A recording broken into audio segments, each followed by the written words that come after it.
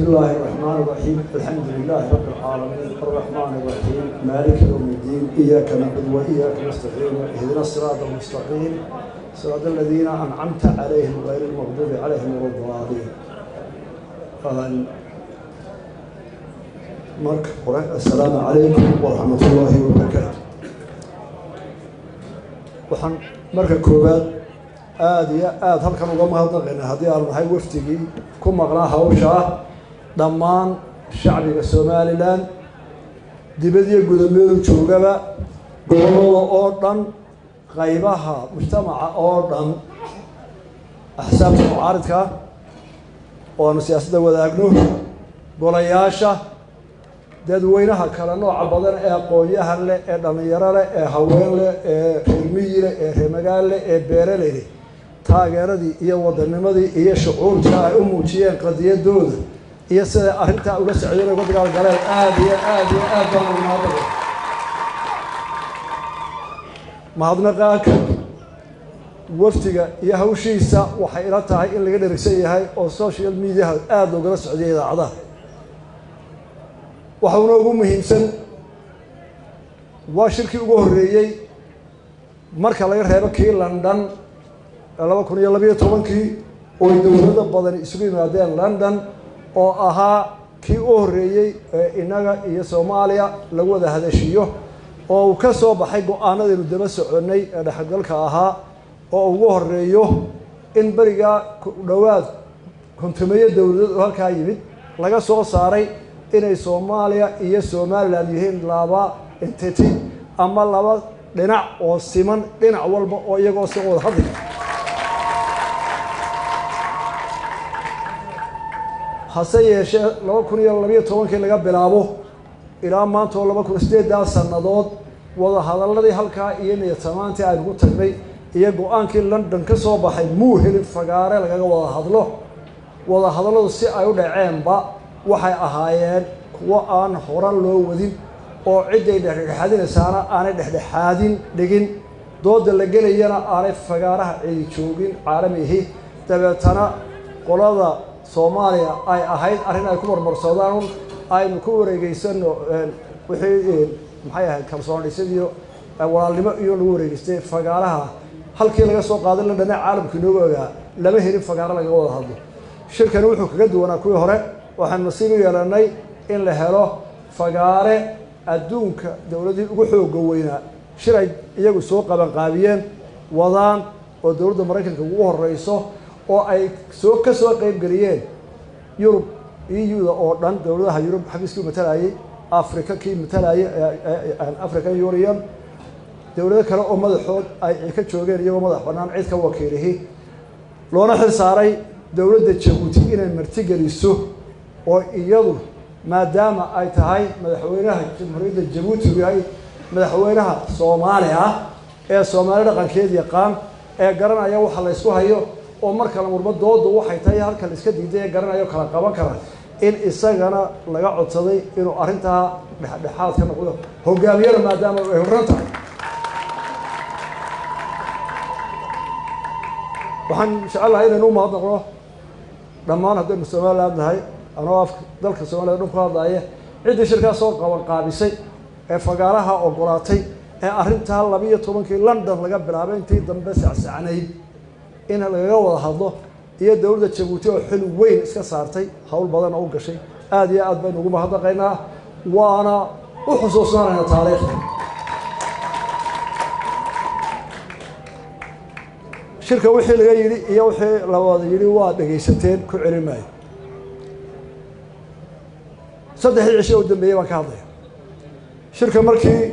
la dooday cudurada dawladda soo dhigtay madaxweynayaashii joogay iyo safiiradii matalayay dawladaha oo ka Mareykanka ugu xoog roora waxa loo go'aamiyay la yiraahdo arrinta waa culusta markii horreysay in la garabsado arrinta waa culusta hadday culus tahayna oo dad camadsa u kala sareeyaan baa loo guraa waxaan u diiday xageenu ka bilowna waxaan ku niriday waxaanu bilaabaynaa wixii hore loogu heshiiyay horta hal fuliyo markaas la bilaabi doonaa hadaan tii hore la fulin haba yaraatay haba weynaatay hadaan ku hore la fulinay maxaa tuduma laga bilaabay si sabtidii baa lagu guddoonsaday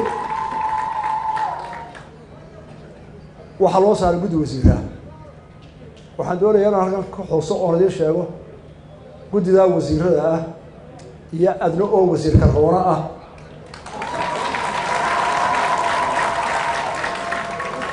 iyo maxamed biixi oo wixii uu aqoon iyo awood hayay maanta shirkaa kaga qayb galay oo isla la socday oo telefoonka lagula socday iyo wasiirada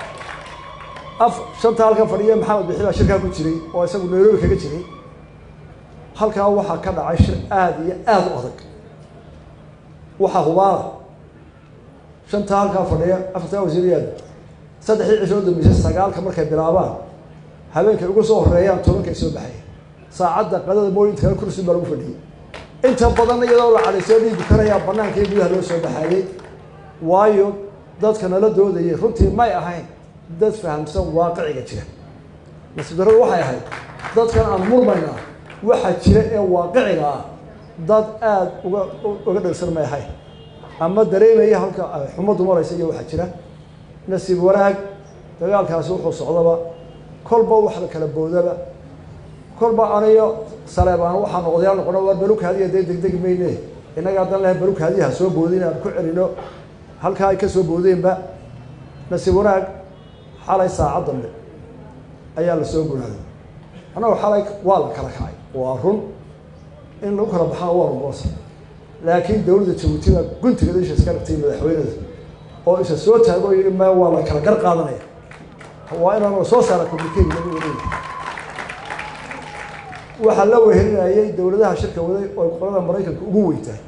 oo yiri ma waa la xalinayaa waa la eegayaa sida loo kala garlayay waa loo kala gar qaadanaya wixii ka soo baxayna waa maqasheen qodobada ah iyo waqtiyada la soo qabtay markii hore ee arrintan la weydiiyay waxaan ku galnay ma doonayno shir inta la siin hadda la salaamo walaal kala tagay haddii hawsha loo galayo si dhab ah oo mudaysan oo mid waqtigeeda la qabanayo oo ama lagu heshiiyo ama la isku diiday si dhab loo wada hadlayo diyaar baan laakiin uma baahnin tufooda ugu galaya iyo tu cid sawir lagu tusaayo iyo tu abata maxay ahayd mudaharaah iyo midna ma rabo horta shirka nuxurkiisu waa ka waanu soconayaa marka saddexda qodob ugu muhiimsan yihiin tii dhaqaalaha oo ka dhalsantiin oo soo taageen inama meesh joogo wardi anaga dawladda dhaxaw anaga caalamka la midnaa kala ma ictiraafsana oo kulli cidii ku dooratay iyo cid aad u taliso oo ula tag anaga wadina wayne anaga isoo madax banaan ta caalamka soo joogsan taas oo ay si dhab ugu yiraahdo qorada wax bixisa Mareykanka ugu wareeya annagu Soomaaliya oo dhan baan wax siinayna haddii deyn laga saamaxana Soomaaliya oo dhan Soomaaliyadii hore oo dhan isku soo waxsin haddii idaan heshiis ku ahayn socon mayso sida u qaybsanaysa isoo looysan qeydinka istaagtay marka waa la iskala soo gudbay ana doortay dawlad ictiraafaha inaga soo ictiraafsan dawladda waxaan kolka aad iyo aad u mahadnaqayaa wasiiradaas hawsha ay qabteen iyo dhibtay ku dhacday oo imikana aanu baahnayn in halka fadhiyaan hor sayr seexdaan ilaa saacadaha hore maanta soo jeedinaya halkaa markaa ka gudbo dadka hawshan qaban qaabiya beesha caalamka mid baynu ka rabnaa Somaliland mid baa laga rabaa qoladaynu saayna waxba kama rabno xamar ma wada hadlayno waynu isaynaa waynu iskhilaafsanahay waynu kala fognahay caalamka ayaynu labadeenu u sheegaynaa halkaynu kala taaganahay oo qadiyadaynu caalamka gaarsiinaynaa waayo caalamka dadka isqabto uu kala saaraa ama wada hadal baa uu kala saaraa ama maxkamad marka caalamka waxaan u sheegnay haddana halkan uga sheegaya idinkaa Soomaaliya heshiiye ma soconayso wada haddana ma soconayso waayo beesha caalamka oo Mareykanka ugu tuwaya waxaan u sheegaynaa laba dawladood istogay baan hore iftiyaaraya dawladdu waxa laga gudbay 1990 laba dawladood baan kala dhisay laba system baan kala qaadnay waxaad ictiraafteen oo ictiraafkii naga dhaxeeyay siiseen oo dhaqaale naga dhaxeeyay siiseen oo barsoolkii naga dhaxeeyay siiseen qolada Soomaaliya tii marka annaga cidaan naga tagay annaguna yeelin mayno qola adintaa wada siiseen inaanu la hadalno ama u baryatayno ilaa wixii naga dhaxeeyay dhex noqoto oo ku hore horena taasaan u dhaxadana taasaan u taagay waxaanu ku wada hadlaynaa marka la kala gar qaato marka adiga waxa kugu xiran adduunka caalamku bixinaya aanu odhanayna ka mas-uula intaa muqdisho xukumo hadduu xukumoba ayay bay ka mas-uul yihiin laakiin somaliland caalamku ka sugaysaa waxay ka mudan tahay somaliland mid baan leeyahay qaran baynu nahay 30 sano ayaynu somaliland qarannimada dhisay inaynu dowladda dhisano 30 sano ka horreeyana dagaal baynu ku jiray xabad leh oo dumis leh oo dhibaato leh oo af leh oo xadhig leh oo muran leh ilaa maalintii la isku daray habeenkii la isku daray ee aadan cadda la daariyey inagoo niyadsan oo aynu nidhi biqe wax walba wada qaato walaalnimada iyo shantii Soomaaliyeed doona waxa yaab lahayd markuu aadan cadda habeenkii khudbadii akhriyay mudaharaadkii ka dhacay ee iyaga gudahooda ka taagnaa oo 13 ku dhaawacmeen 3 ku dhimatay 300 loo xidhay oo dadkii martida u yimid 400 wafti ahaa ay ka yaabeen dabkaynu maalintii galnaa ilaa maanta aan taagana marka waxa la rabaa halkaynu kaga bixirahay Soomaaliland waxa laga rabaa si aynu u gaadhno guusha oo nimanka inaga oo siman u wada hadalno oo ay ku soo noqoto halkay 60kii ahayd ee aynu wada lahayn ee aynu wada dhisanay ee aynu maantana wada leenahay ee wixii dhexdeena aynu ka saxayno waxaynu u baahannahay dhowr qodob baa laga rabaa ka hore waa nabadgelyo walaalayaal caalamka qancin kari mayno oo ka socon mayno haddaynu maalin walba barkad iyo ijaar isku layno oo maalin walba gurmad reeraad ku jiro dowladda ma doonayno taa waa inaynu bedelnaa 1980 ingiriisku wuxuu yiri haddaad nabadaysaan dagaalada culayska xoolaha reeraha joojisaan gobonimadu waa siinaya tiibana la furi maantana waxaad moodaa in qori la cararaya iyo wax yaro bilaa micno ah maalin walba miidiyaha laga sii deynaya dadkuna u dhimanayo yaa dad suqunaya wax siinaya dad xabad soo yaa la hadlaya taa waxaanu leenahay haddaanu ceelyo tigano adduunkii la soo hadalnay walaalayaal horta naabad aynu ku wada noolaa xalkeena caqli aan ku dayno oo hal la daayo qabaa'il hebla ay tiraysa qabaa'il hebla ciidan soo urursatay wax ka weyn baynu doonaynaa dhibaataynu ka baxaynu doonaynaa biyo ina heshaan baa doonaysa iskuul ina heshaan baa doonaysa caafimaad ina heshaan baa doonaysa inagu wax ma hayno ku helimayna inagoo isriino qori maalmo meel isku leeyna walaalayaal runta markaynu sheegno Soomaaliland nabad baa laga rabaa bariya galbeed walaal waxa laga rabaa Soomaaliland gudaheeda inay noqoto dad bisil oo caalamka iyo deriska iyo qof walba nabad kuma shaqaysata oo aad dad vision leh aragti dheer leh ubadkooda dawladba u dhisaya dadka wanaag kula macaamilaya la maal gashan karo loo iman karo wax lagu aamini karo oo lagu shaqaysan karo socon mayso qofka yimaada dalkan muxuu doonayaa waxay wadaan mashruuc hebel baa la hadlo xaafadeeni baa la geenaya caqli hebel bilaadisa caalamku saa kuma shaqeeyo wuxuu ku shaqeeyaa dad kala dambeeya oo is aaminsan oo waxay doonayaan caalamka meel u mara meel looga soo hoyda waxay caalamka dhex marana la kala saari karo oo ay ku aamini karaan waxooda markaas lagu maal gelinaya oo cid walba ku imanaysa oo kala soconaysa saddex waxa laga rabaa inay Soomaaliland dhabar adayga u soo muujiyeen iyo dhibaatada u soo muujiyeen iyo baabiya u soo mareen ay ka muuqatay inay fiction ay meel ku socdaan oo iyagu wax qabsanayaan oo iyagu u dagaalamayaan qadiyadooda ku socon mayso inankii hela bahalka yara telefoonka intuu meel istaagay yiraahdo waa kan iyo kii kale iyo aan wax warahay inankan waanay inoo dhageysan waxa la soo maray waxaan ugu sheegnaa ku dhicin booshii anagu aanu soo maray tii aabaha ay adeerka ku dhicin ku baabada ku dhicin ka tasho waxa doonayso laakiin caadifada telefoon ma qaadanaya oo waxa doonaya warde adduunka la hortay kala baan mas'uuliyadda kolba cid baa siyaasadda hogaamisa ee imka siyaasadda haya ee golayaal leh ee xisbiya leh waxaan ka codsanaynaa oo laga doonayaa siyaasiyad mas'uuliyad oo nin kale waxaan ahay golaha ama xisbi baan ama siyaasi baan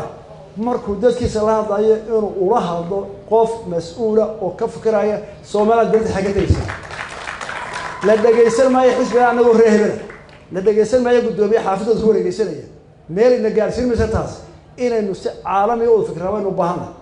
oo inanka suuqa jooga ee agoonka ah ee aan cidna garanay aanu ka naxin waxba heli maysido meesha wasiir kuma lihi waxba heli maysadoo baarlamaanka cid kuma lihi waxba heli maysidoo xisbigaasi waa reeheba dee walaalayaal haddii dadka hogaaminaya dadkooda ay tusi waayaan wuxuu ku dhiirado ku dabagalo ku ogolaado oo cadaalad dhexdhexaad ah dee waar dadkeena dalka hogaamiya oo cidina maqli mayso inaguna dadka meel geemayo ma aha aan midiya qalan aan waxna qalan midiyahan aan qarsano aynu midowno dalkaan dhisno habeenkiina in la kala foqfoqo ama ninka xafiiska marka loo tagayana qolo la isugu socdo ma soconayso meel ku gaarmayno caalam baynu u tagaynaa af Soomaaliyeed baynu ku hadlaynaa waxaasaanu haybaanu leenahay waanu faanaynaa waanu ka wanaagsanahay gob baanu nahdo saanaanu waa in guriga laga helaa oo xafiiska laga helaa oo maqaaxida laga helaa oo iskuulka laga helaa oo kayari ka wariba saayay de walaal hadii kale waa jugjuway waxaad geyso falka dambe ayaa ku jira ugu dambeyn waxaan ka codsanayaa madax dhaqameedka waa madax dhaqameedkii dalka waa doorasho waa nimanka u dhasha ee doorashada ilaa ay ka dhimanayaan walaalkii ka dhaxlaa midkiisa ixtiraamkaas dhaqankeena loo yidhi waa maso aan laga dhacay oo waliba lagu karaamaya caaqilka odayga suldaanka balka warka suldaan waliba haduu codad qaato anagu reebar wallahi bilaa tarcib birteen la yaab ee war suldaan saamahay dhaqan waanu ixtiraamana anagoo siyaasiyiin waa ka dambayna koofiyadii baa noo sidaan sidii aabayaashin ahaan jireen de ahaada waa maxay suldaan wuxuu doono ku hadlay oo wuxuu doono sameeyaa ee suldaan markaa mati waad ka baxday xayndaabki waxaan ku soo gabagabeynaa culimadu hay'ad duceyso culimadu iyaga de inoo haya kitaabka Ilaahay iyo midkii waxaan ka doonaa culimada inay ducada iyo dhikriga Ilaahay badiyaan dadkana ay wanaag ku hanuuniyaan iyaguna aanay firqa noo yeelan marka nu inta isu geynaaba inuu waxaynu doonaan helena dadkuna naga rawsanaya ninka Soomaaliyeed noo hadlaya nin noqonaya wax toos ah ku hadli karaya qodobka waxaan dhaafayaa waxaan jira nin muwaadina oo reer Soomaaliland oo 7 sano joogid ku xidhnaa oo arrimaha faralka argixisada u xidhnaa oo tirsanaya cadaalad darrada xukuumaddiisa helin waan kala hadlay dawladda Djibouti farkiisa dib loo furayaa insha Allah si aan tijaabo ku gaarin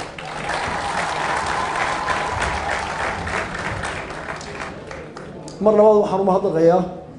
cidii shirka fagaaraha noo qabatay cidii warkayga gudbisay ee dawladooda u gudbisay ee warkanaga qaaday iyo hadalkeeni jaanis u horeeyay mar labaad waxaan u mahadnaqayaa dawladdiina martigalsay Djibouti iyo shacbiga dadkeeda waa u ducaynaynaa ilaahay inuu barakeeyo waxaan si gaar ah ugu ducaynayaa labada xisbiya mucaaradka oo intii ay tagaynay shir walba tagaba iyagu xagga dambe lagu tajiid ka ahayd maanta inay labadaba hambaliyo iyo codba ku taageereen xisbiyada iyo guddiyaasha ma maamulayaan oo waa midaysan qadiyada waxay kala roorayno taladuna way noo taalaa saasaynu ku haynaa markaan qoosataana dhegtana soo qabto waa idinku war fadhina waa isku qancinayna dadkuna waxay aad uga cabanayaan xisbiyada iyo duulka hadalooda xunay aynu iska waanayno aanu ku noqono oday Saleebaan aad iyo aad baan u mahadnaqayaa dhowr isdeed jir soo jeeday oo inta dhigtay oo daaraynin oo ragay taageer taayirana aad iyo aad maxamidsa noo adkaystana aad iyo aad baan u mahadnaqaynaa waa salaamantii wassalaamu calaykum wa rahmatullaahi wa barakaatuh